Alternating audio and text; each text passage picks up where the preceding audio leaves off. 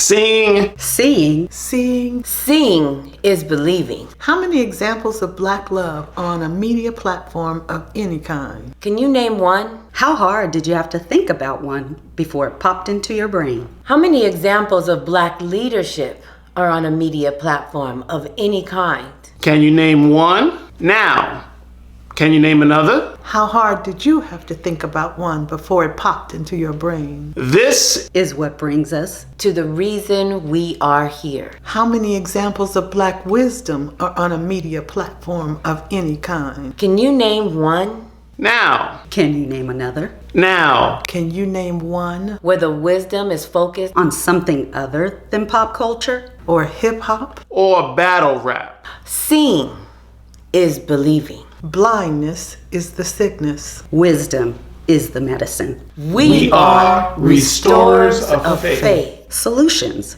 over problems. What needs to happen? What needs to happen? What needs to happen?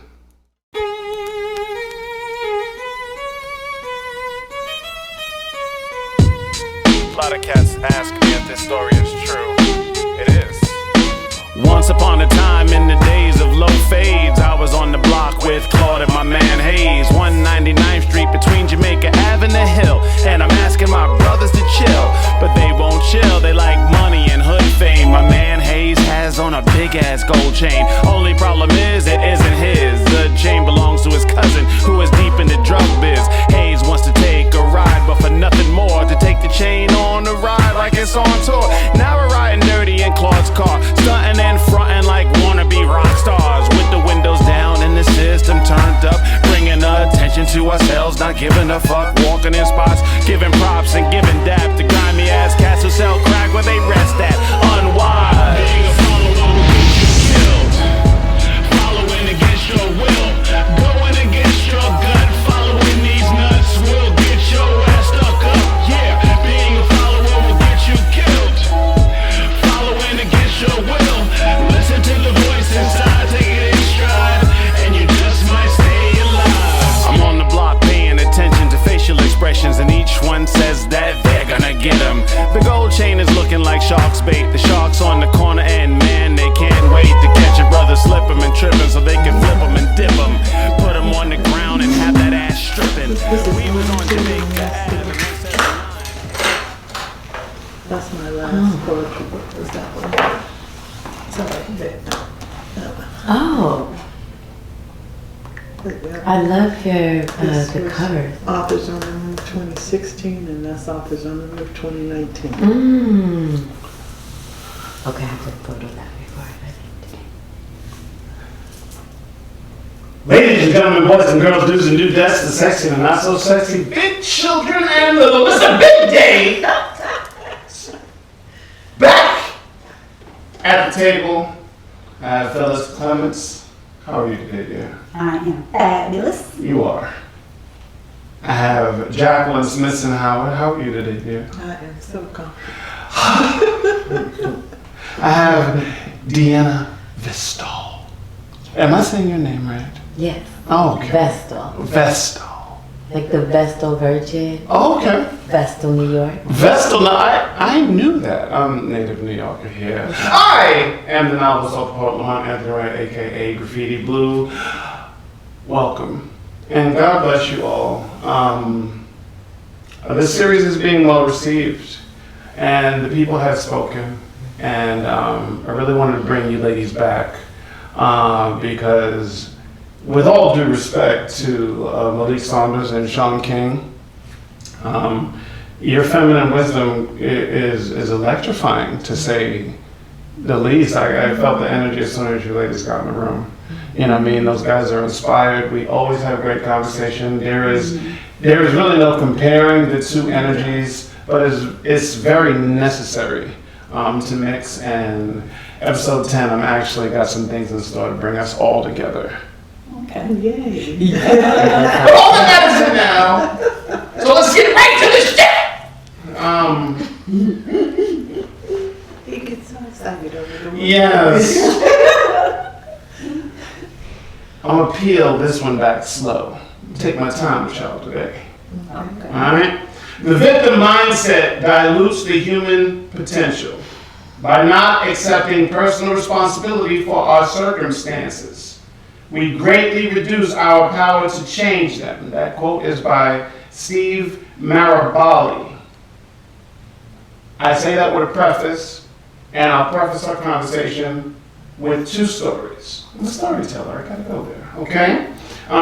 Oftentimes in the hood, there are self-proclaimed hustlers. I'm a hustler, baby! And you have a lot of cats out on the street that consider themselves entrepreneurs. And it's not that they are not. They are entrepreneurs. A lot of these guys are making some serious bank under the table, right? You know, the tax man is still looking for them at this very moment. However, I'm talking about elevation, right? So to all my hustlers out there, my entrepreneurs, my business owners, I'm gonna ask you a few questions that is gonna go in line with our conversation. Question number one, do you have a license for your business? Question number two, does your business have a website? Question number three, do you have a set of bylaws for your business? Question number four, do you even know what bylaws are? Okay?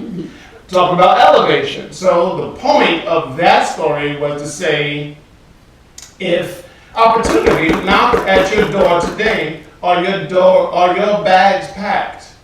If Quincy Jones, Bill Gates, whoever, you know what I mean, came to your door right now and said, man, I've been watching you, however, website, whatever, I really like what you're doing, I'm prepared to invest X amount of dollars. Matter of fact, here's a blank check.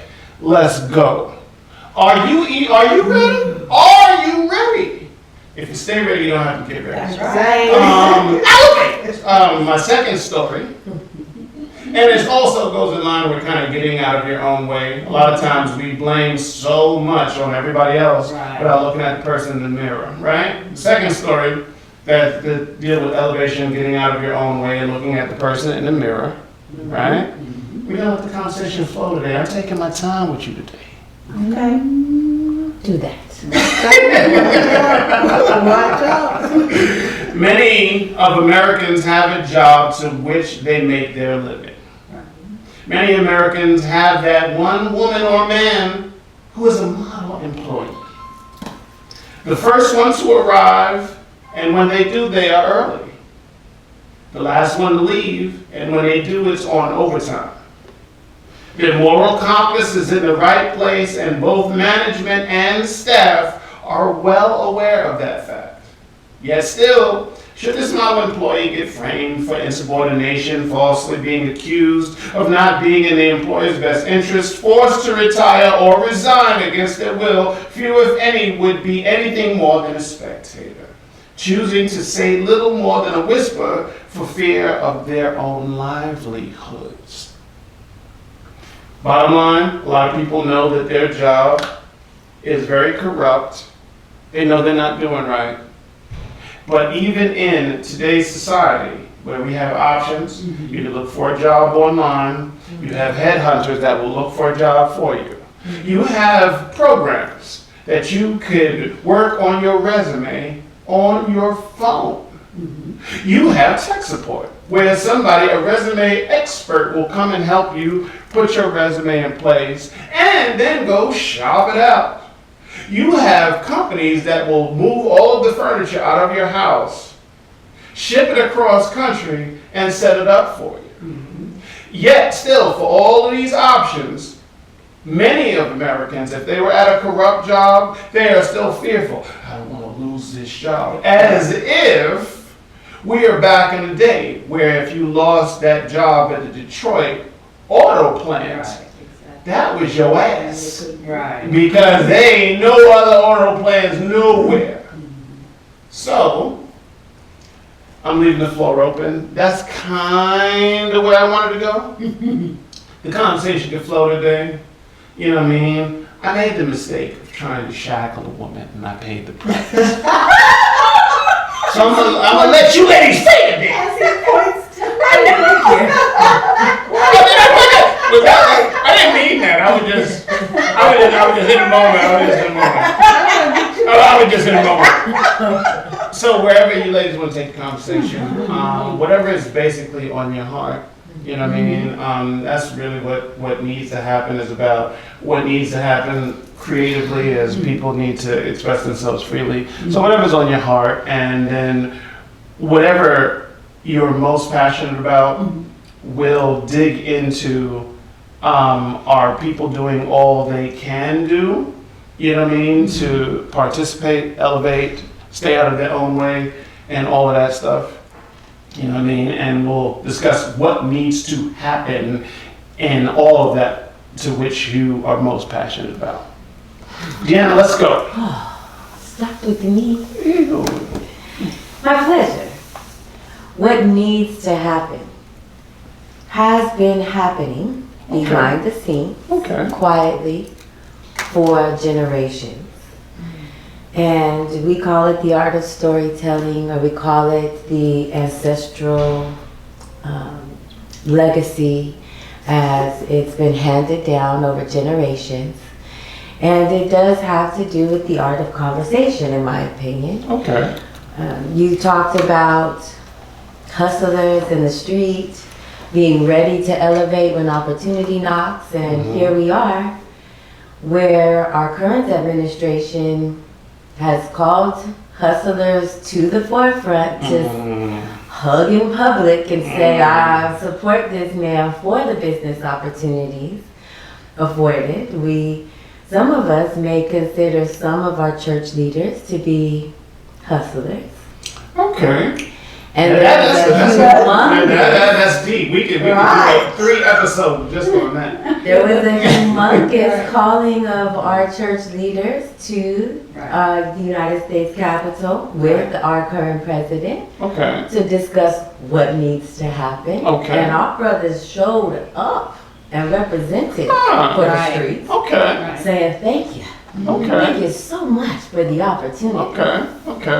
And so I believe we've been given a call to action that chaos, confusion, conflict does call us to think and to converse and to plan about what we can do differently. And our hustlers out there who are daily starting businesses are providing an example of how to step up.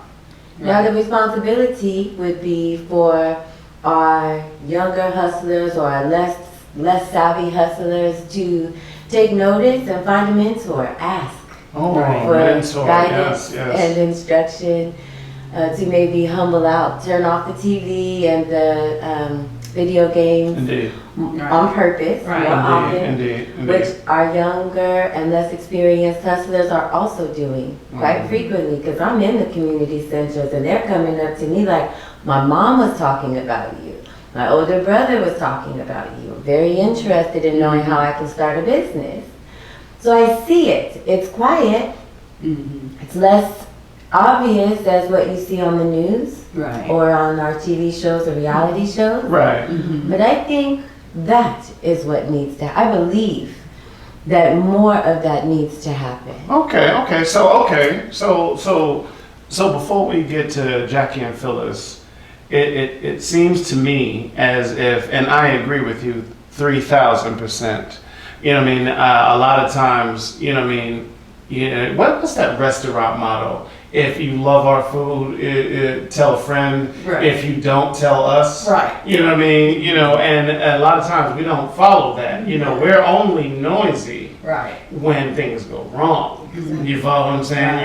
You know, people. That's why Yelp got so popular. You know what I mean? You know, when you take it for granted, you get a 5-star meal. You're just like, well, that's what I paid for. That's what you're supposed to do. You know, many people won't write how delicious the meal was, but you let the service be slow, or something bad happen, or a fly be in the soup, so to speak, and all of a sudden you got angry thumbs now. You know what I mean? You know, so. You know, people, you're on the ground, you're at the community center, you see all of this stuff happening, you know, and I actually know many hustlers that know what bylaws are. A hustler taught me what bylaws are, and helped me in my younger days establish business, and was like, dude, you need to establish your brand on a website, and gblue.com got established because of a street cat that I knew. I didn't learn I went to college, and college didn't teach me none of that. You know what I mean? So what needs to happen is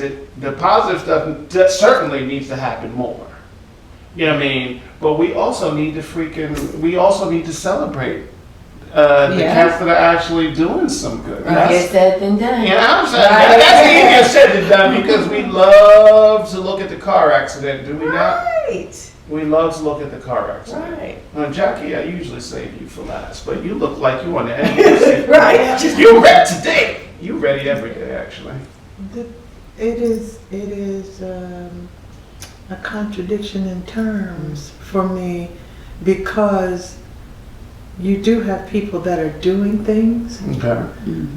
What I find is they don't want you to know they're doing things until they have sized you up for what they can get from you. That's a conversation. And they don't want anybody else to know they're doing things, because we're so afraid that somebody else is going to take my stuff from me and do it better. So it's a little bit of this balancing act that everybody seems to be playing, trying to figure out, do I fit in? And if I fit in, if I give you too much information, you're going to take it and run better than I can, without these young ones realizing that nobody can do what you do. Nobody has the gifts that you have. We've got to get the information to them. As Steve Harvey's wife would say, your wings work. Okay. But your wings won't work until you fly. Okay. Yeah. Well, you can't fly off my wings. No. So if I can get this community together, those that have the brain power and the will and the drive to do things so differently and to discover things on their own, with the folks who know that I can help if somebody would tell me what to do, that's the bridge that I'm coming from. Okay. Just let me put A and B together. And no, amen to that. I think a part of the disconnect on what you're saying is when young entrepreneurs come into the game, right? And if you're good, you will be imitated. Right. And then there's typically a knee-jerk reaction as soon as you get imitated. You know what I mean? And we could tell ourselves all day, imitation is the highest form of flattery. Be flattered, be flattered, be flattered. But you know, most artists, like Erykah Badu said, most artists are sensitive about their Right. Okay? Right. So, I just want my young artists and entrepreneurs to know that just because you're imitated, it is hard to explain. Let me go spiritual real quick. It is hard to explain what infinity is to people, and that you are connected to infinity. I'm gonna bring it back around. Okay. And just because somebody took this one idea you had, that wasn't the one idea that you're gonna have. That wasn't your winning lottery ticket, so to speak. You know what I mean? If you made one idea, well, guess what? That means you've got God in your eyes, because it's very godly to create something from nothing. Right. Okay? So, if God can do it all day, every day, and you are connected to that which is God and made in His image, then one would surmise that if you created once, then you could create again. Get over yourself. Let them bite that. Typically, your first creation is not your greatest. Exactly. Okay? So, with that in mind, then create another one, And I'm at a point of comfortability, ladies, where I want you to bite me. Right. Bite me. Bite it! Open your mouth. Chew it. Chew it. Swallow the whole thing. Savor it. Because I get off on that, because then now I'm inspired to do something else. I'm like, okay, you did this. Can you do this? Can you do this? Can you do this? Can you do this? Right. I will create all day, every day. I am connected to source. Okay, I'll create after we leave here. We're creating right now. I created yesterday. I will create again tomorrow. And in that moment, a lot of people don't realize that the person who bit just became your biggest collaborator. Precisely. Right. Precisely. Knowing that's inspiration in itself. It forces you to go another direction. You get inspired. You say, "Oh, okay. You want to take my idea? Okay. Watch this." I'd like to play. Either way, you either take that idea and run with it, or you take that idea and say, "You're good. Let's do something together. Okay. Let's partner up." Precisely, and I do want to get to that because a lot of elevation has to do with collaboration. That's right. You know what I mean? And there's a big We're reluctance. two A lot of or people more are very gathered. protective over Right, that exactly. knowledge. Exactly. Well, let There's a Deanna come trust in. I there. know that you wanted to say something. No? Yes, I love the idea of collaboration when it is inspired. Mm-hmm. And the business concept of competitive advantage, Right. where you need proof of concept. Right. So when someone creates and bring it to market and it is successful, that proves to funding sources or to other consumers that the need for your service or your product is on the market. Amen. So it opens up more opportunity for someone to maybe not bite wholeheartedly. Some people will bite the whole damn idea. You know what I mean? So, but I got you. Yes, Mhm. yes. But also, to join in and to do a version of what you are doing in the market as a collaborator would be the best case, but also to show competitive advantage. That Right. where there's room for one, there's room for all. Indeed. Let's bring Phillis Clements to the table. She has not spoken yet. Lady Phil. I love the conversation.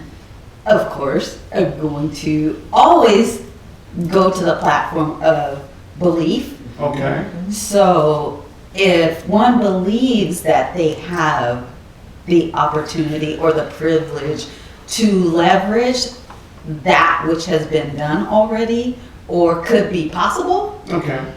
then there's no limit. But you have to believe that first.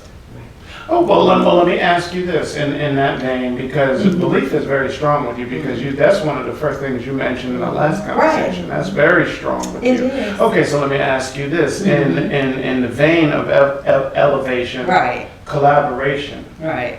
do you feel that as a people, and I'm not talking female, Right. male, black, or Just white, people. but just as a people on the planet, Right. do we even believe that we can rise above?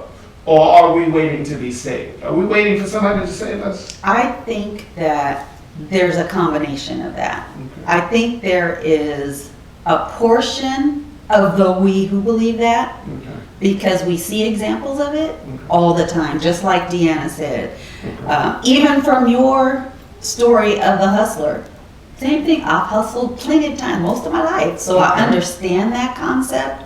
But like you, a hustler taught me how to do some things so that when I got to a point where I could believe Okay.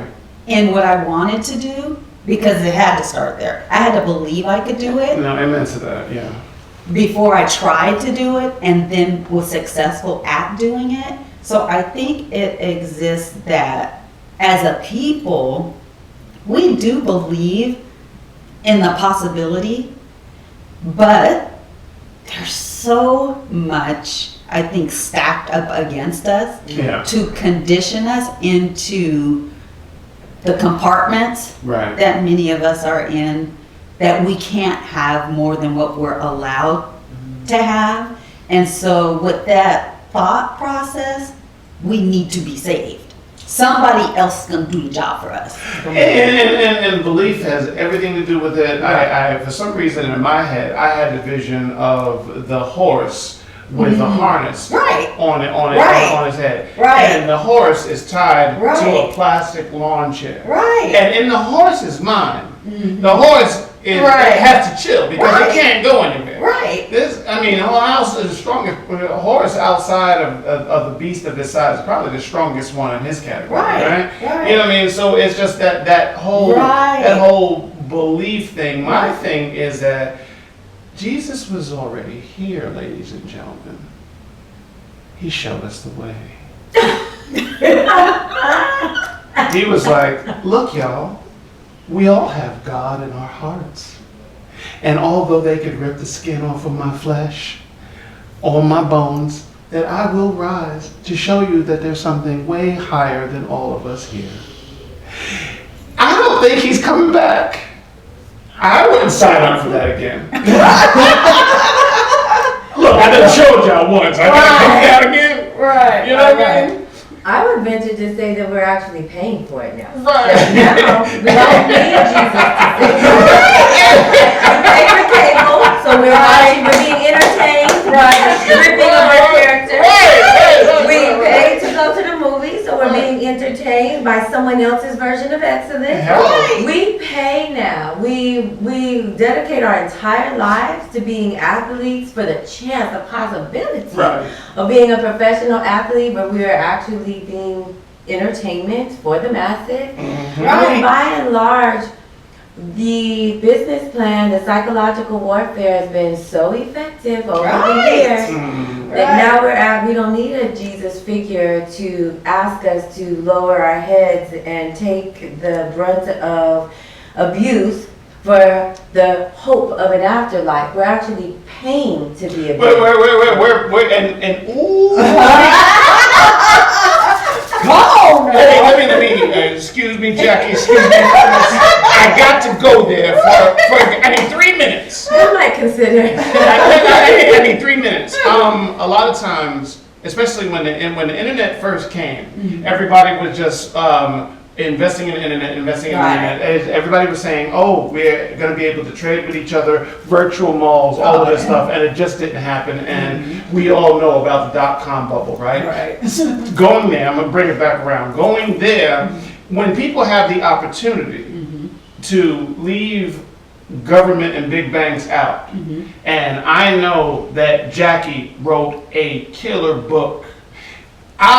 Most people would, instead of just going to her website and buying the book, which they know is good. They know it's good. She performed the pages out of the book. They was crying in the audience when she read it, and they know it's good. They see her on social media, Jacquelyn Smithson Howard, here's my website. They will not go there. They will rather go through corporate. You put that same book on the shelf at Barnes & Noble, Walmart, whatever, they are more likely to buy it. So what I'm saying is, so many people wait. The same Illuminati they complain about, they will not make a move unless it has the freaking mark of the beast. Unless they have what I call a corporate kiss.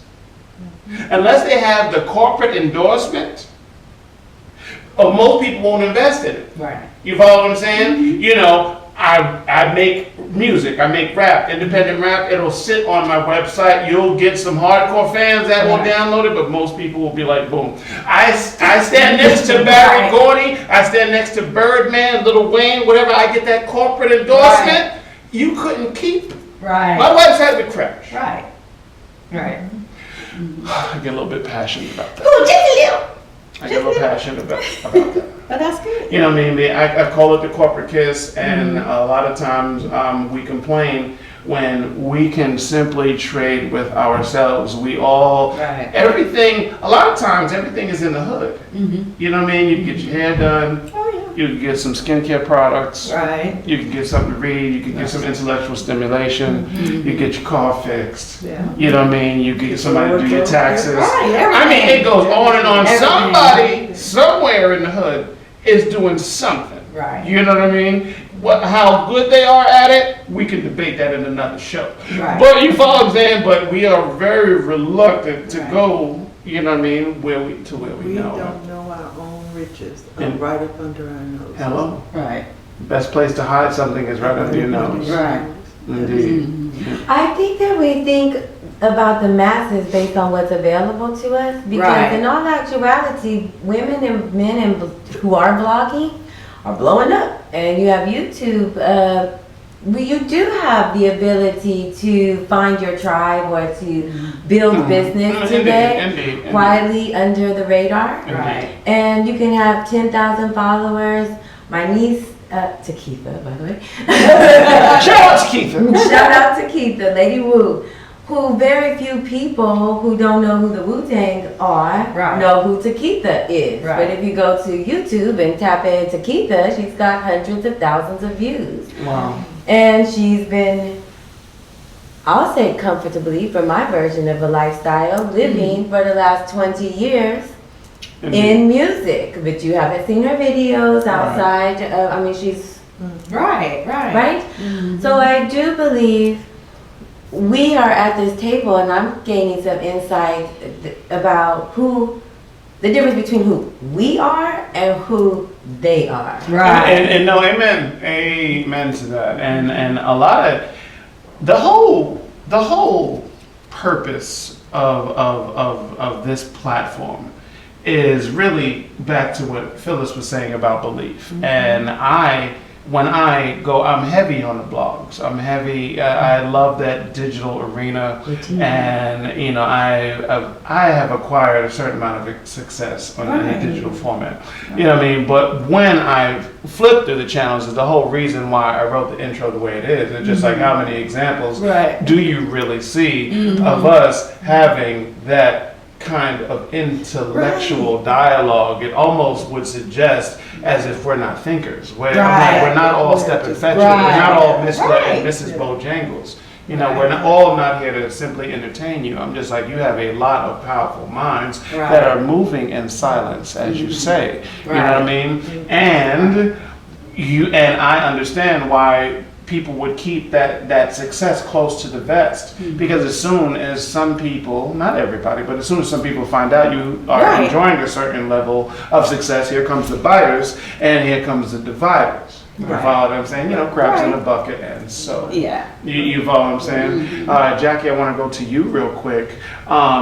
You have a lot of wisdom, and you move. A lot more of your movements are in silence than they are that advertised on the top, and I really enjoy the way you move, by the way. You know what I mean? How do you feel about what Deanna was talking about? What do you see when you move around? Do you see a lot more positive stuff? I see the hurt in the world, and a lot of it is based on who I am as a person, and my imprint on the world has always been the trusted one for you to bring your hardships to. Okay. So I draw to me those people that are hurting and don't know why. And the connection and the empowerment for me is in helping them realize that you are powerful in your own right, and that your wings work, and that the only way you can come through that pain is to realize that you're strong enough to come through, because there's somebody on the other side that needs to know that they can too. Indeed. Would you consider yourself a healer? I am one of those, just to a very small extent, in that the healing for me has to be your own self-empowerment.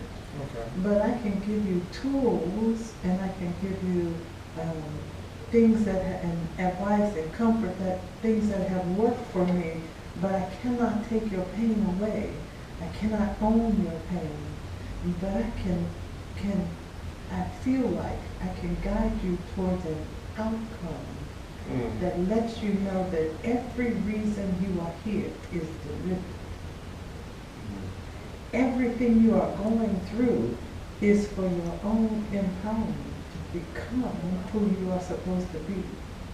And until you go through these platforms of challenges to make you stronger, you cannot come out until you have that kind of belief in who you are. Right. And your higher powers, or your sources, your environments, your community will engage you in ways that may feel like they are less than, but they are really here to teach you that you are more than. Amen to that. Right. They are here to teach you that just like the little kid, like you say, the alligator, to bite the alligator. If I was a little kid, I would come to the table and say, I want an elephant. Right. The little kid doesn't realize if I gave you that elephant right now. Right. You wouldn't have no place to keep it, no place to feed it, no place to store it, no way, whatever. But if I teach you what it is you want from that elephant, is that you want the wholeness of your experience. You want the power of knowing. You want the ability to be able to grasp whatever you need and go for it. If I can teach you those concepts, you'll have that elephant in the Okay. Right? Oh, wow. Okay.